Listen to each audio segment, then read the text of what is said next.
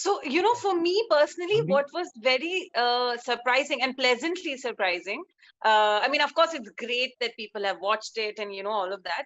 But what was very, like, something that I found extremely welcoming was that, despite, like, we all know the show is extremely glamorous and stylized and all of that. And, so there is a lot of times you might tend to miss the actual point when you get busy with the frill and these things.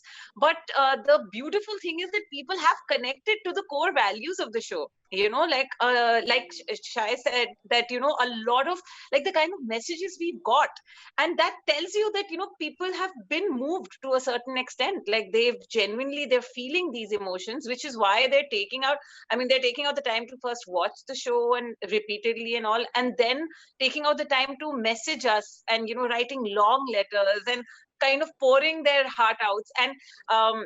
And also you can see that, like, you can tell from messages when somebody has just finished watching the show, and it's a much longer, much more emotional message, as opposed to someone who's maybe taken time and let it process and then written it after a couple of days. So it's been extremely, like, lovely and overwhelming and beautiful. Like, I think that's great. Yeah.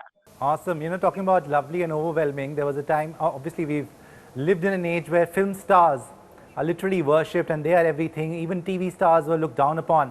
But now with OTT, even through this pandemic and the lockdown, one silver lining that I see is that everybody's on the same platform. An Amitabh Bachchan film can release, some Manvi and Shayoni can do something, but everybody will be judged based on their performance, based on the content, how engaging it is. So how do you look at OTT platforms right now versus the theaters for performers like you? That star factor goes out of the window now. Honestly, I think, and I agree with you in a way that it is a huge leveler, and it's changed things for actors, especially who are starting out, and I've always given the example of Pankaj Tripathi, who has always been this exquisite actor. He's amazing in everything he's done. But only with the Mirzapur, you could see him in these huge hoardings, and he's suddenly become like, there were a few months where everyone was talking about Pankaj Tripathi and everyone wanted to cast him, right? So it's not like overnight he had become a better actor. Overnight, the limelight shone on him in a different way like it hadn't before, and that's only possible with OTT platforms. And with shows, again, with shows like Patal Lok and multiple shows like this, you realize that you don't need a star anymore. You need an actor who's fit to play that particular part, in the best way. And that has also given writers scope and directors scope to sort of flesh out characters which are not your stereotypical hero, heroine, and villain. You have these characters which are much more like wholesome, and they have like a 360-degree graph, growth through the journey of the and the scope of the series. So it's really changed a lot of things. And yeah, it's true, like, the films, the big films, and the shows, it's all on OTT platform. And with the pandemic, honestly, we don't really know when is the next time we're going to go back to the theaters, right? And unless it's a big budget, like, huge film, it also doesn't make sense for people to release it, because anyway, the theaters are going to cut 50% of the capacity, because of the seating and everything. So even monetarily, it doesn't make sense for smaller films, or any films, other than the huge films, to go into the theaters right away. But again, I would hope that we can get back to the theaters again, because it's a different vibe.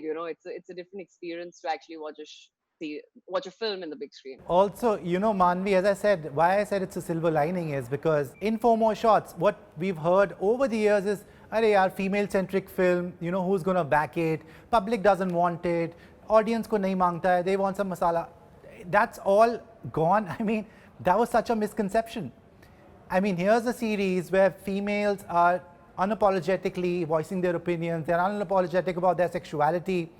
And it's a huge, huge hit, this show. So I'm seeing, I think, a couple of things that have kind of happened together, and it's been a confluence in favor of the OTT platform as a medium, which is that, one, because it's new, so it is the voices are more contemporary. right? Like and it's film and TV were old media. They've been around for a while, so they were beginning to get a little jaded in terms of content and modus operandi or whatever. So because this is contemporary, it's newer, it's fresher, and people are also trying different things. So everybody wants different stories, or they're experimenting with formats and all of that. So so there's a lot of freshness for sure, and because of which there's a lot of and because in our conversations now we are thankfully finally we're talking about things like women being not getting enough good fleshed out characters. So thankfully we're that's kind of seeping into the medium as well.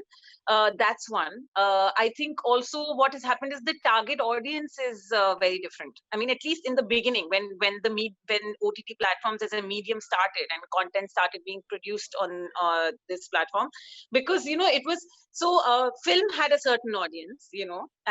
Television was primarily because of the content that it kind of started generating over the years. It became mainly like our parents' generation or something, like you would watch it at dinner time or all of that. So so there was this whole chunk of people who were our age, like maybe from the age of like 15, 16 to the age of 40, 45, who were not they were not, there was nothing for them to watch except movies and then international shows and stuff. So so you cater to them. So obviously when you're catering to a certain audience, you'll try and build the product in a way that it appeals to them. So the younger, the more contemporary, the fresher the voice, and all of that. Also I think to begin with, that hierarchy itself is wrong, right? Like that film is above television, or one is better or worse than the other.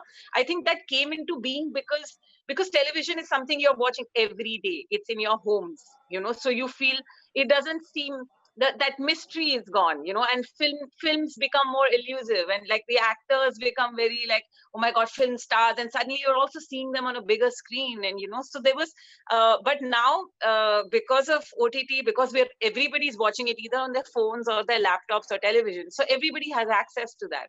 So it's suddenly been leveled to that. I mean, the accessibility to the content has just been like leveled out completely. Anybody can access it. So I think so now. So all the other, because that leveling has happened. Now the only way you can actually compare or weigh people is on the basis of content, or shows on the basis of content, actors on the basis of performance, or writing, or all of that. So yeah, I mean, I guess that's the anatomy of